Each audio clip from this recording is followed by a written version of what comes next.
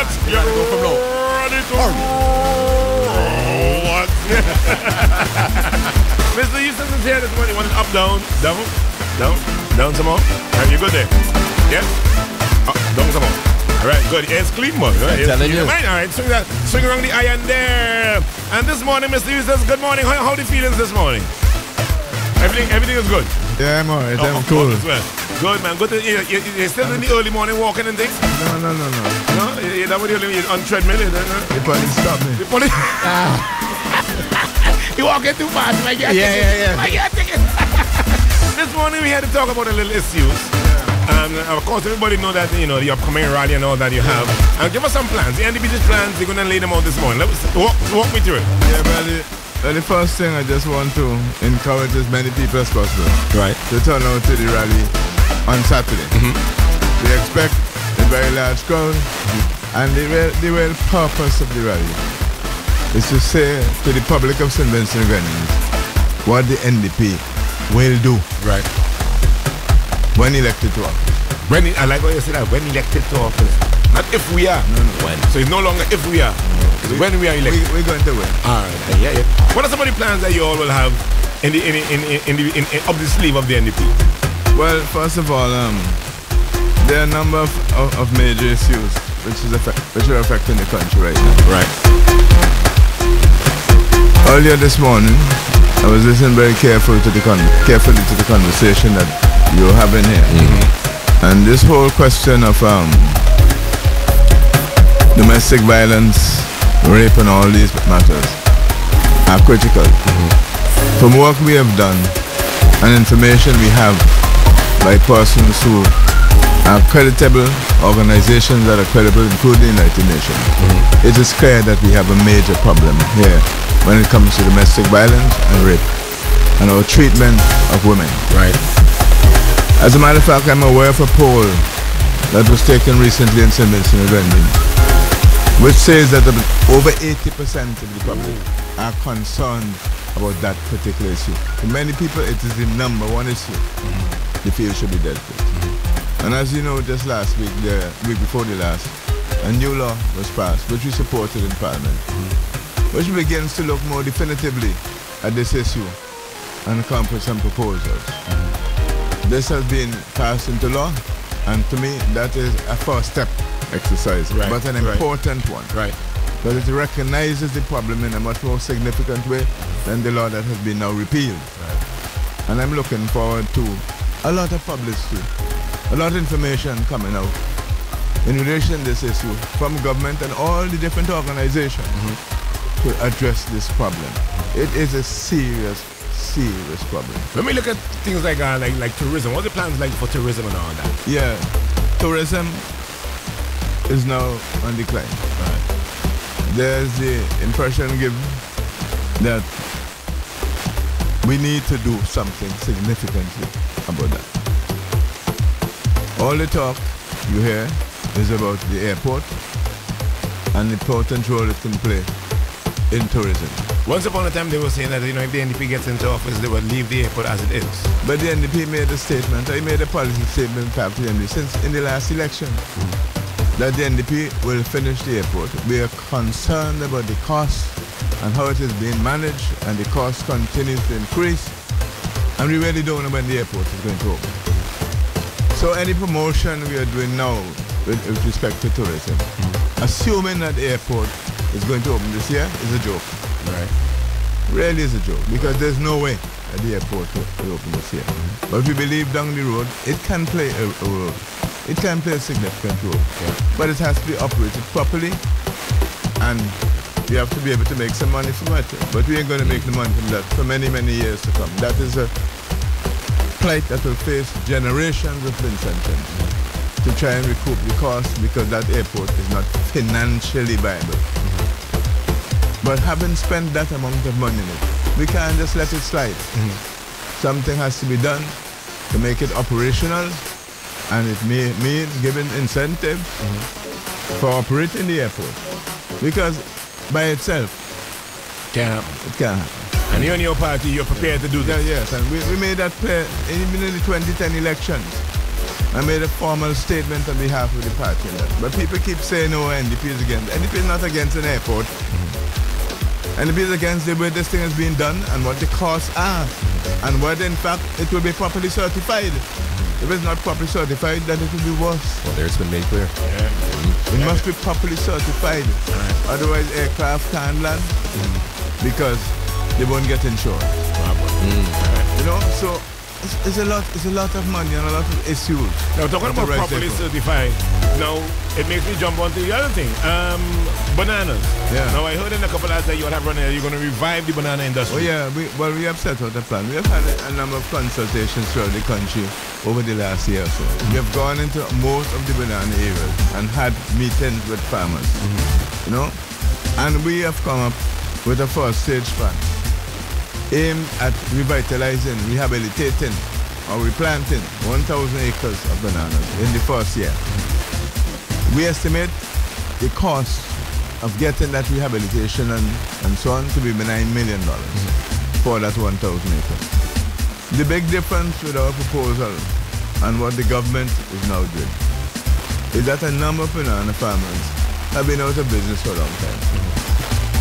If they are going to, and this is a very important issue, if they are going to rehabilitate their fields, they're going to need finance. A lot of them are right down at the bottom at the moment. Some working in security, gas, all sorts of things. They're going to need some income support. By this I mean that any government were to solve, if they're trying to revitalize, rehabilitate the industry, you have to recognize that the cash for daily living, the farmer to look after his family, is not there with them now. And therefore there has to be a component of what we call income support to the farmer, as distinct from the money to be spent in rehabilitating the farmer. So you're saying that people who are working jobs now because of their crops have failed, you're saying that they need to go back to the fields, go back to go back to the fields means that they have to neglect their daily job or sacrifice their work basically to tend land. Right. And we're saying so some form of compensation or stipend for people who leave. And that stipend, which we call income support, we see that as $500 a month for up to 6-7 months while you're rehabilitating the farm. Right. So they don't use that money to buy fertilizer, or they don't use that money to pay workers in your farm.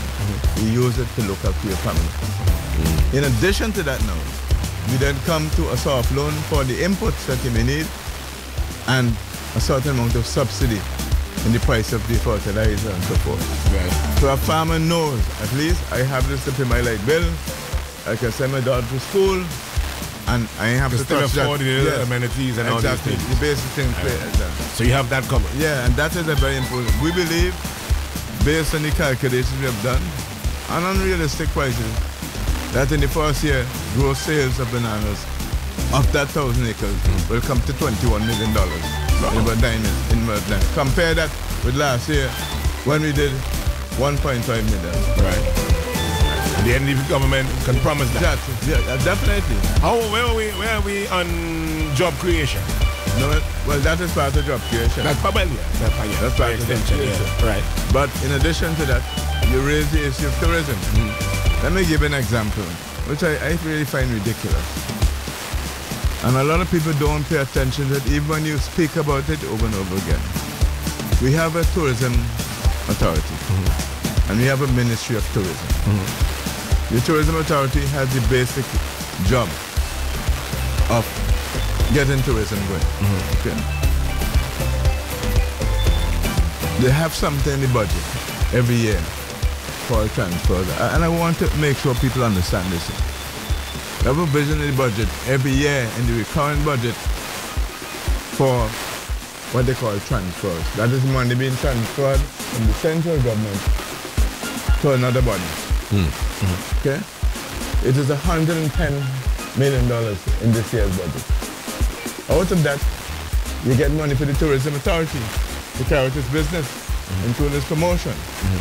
And we expect about $13 or $14 million out of the $10 million, out of the $100 million to go to tourism.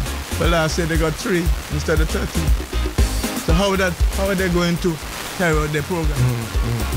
And therefore all that is contributing to the problem. The government did not have the cash because of our poor fiscal situation to pass over to the tourism authority the money needed for promotion and other types of activities. In addition to that, we have the problems of the fares are very high. And interregional tourism. Interregional tourism is a serious problem. It has declined significantly because people can go to Miami from Trinidad for $380 US and fly to St. Vincent from Trinidad for the same $200 exactly. US. That is the point. Yeah. I got hit with that one the other day. That's the point. Yeah. And these are the things that... But not only that, another fact you must take into point. 40% of the price of the tickets is often government taxes. Yep. Think about that. So in terms of the airline being competitive, it's not simply Iliad problem. It is a whole approach to financing it. If you're going to have a ticket that costs $1,000 and $400 of that is taxes to be paid to government, so you are collecting for the government. That's what it boils down to, you know. If you didn't have that, you know, there's some other way of financing that for government. The tickets will be far cheaper. And therefore, the interregional tourism will begin to pick up. And tourism generally, because the person who comes from North America still have to pay for the yacht leg. Yeah. So all these are issues that must be dealt with. You have to look at the cleanliness of Kingston. We have 1 more minute remaining. And before we come off, the Utley Hall Marina. Yeah. What's happening there? Well, what a sore topic. I walked with a letter, which I read and read already. I'm going to read it now. It's a short letter. Right. Because I am concerned about what's happening there. I really don't know. Let me read this letter. This letter was written on April 2nd by Prime Minister Government. 2015. 2015. I see you have copies here. Correct. Yes, yeah. Correct. And it says here, I, Dr. the Honorable Ralph Gonsalves, Prime Minister and Minister of Finance of St. Vincent and the Grenadines, certify that we, the government, has received and accepted the operational business plan for the Utley Hall Marina, introduced by Mr. Daniel Sandoval Rabotti, Mr. Mark Lally, and Mr. Wolfgang Olowensky. There is the intention to offer a lease to the gentleman for a period of 15 years with the option to renew at the end of that 15-year period. This lease proposal is now pending cabinet approval, but his intent is to enter into an agreement for the lease no later than April 30th, which has now gone. So what you going? Utley Hall is being leased out. We don't know the terms of the lease. So we don't know what we're going to get from it over the 15-year period. We don't know what are the review clauses in the lease. An operational business plan. Right. All you hear is an operational business plan which has been accepted. We have to treat the public better than that. And in the meeting in the rally on Saturday, we will be hearing much more about that. Yes, we have to talk about that. Right. But the government is not saying what are the contents of the lease. Mr. Eustace, we had to jump out because time skipping. Yeah. It was you had to come very back informative, very interesting. You had to come back for another 10 minutes. Sure. Yeah, of course. But at the rally, persons need to come out and we will be hearing more about this. Yeah, hearing more of it. Yeah, definitely. All right, there you go. And remember now, all the Utley Hall debt was forgiven internationally. All right. $165 million of debt was forgiven already. So don't have that debt anymore. There you go. I was the leader of the opposition there, Mr. Adam Eustace. Stay with us. Much more is coming up. Vincentians are ready for the NDP. In this country, unemployment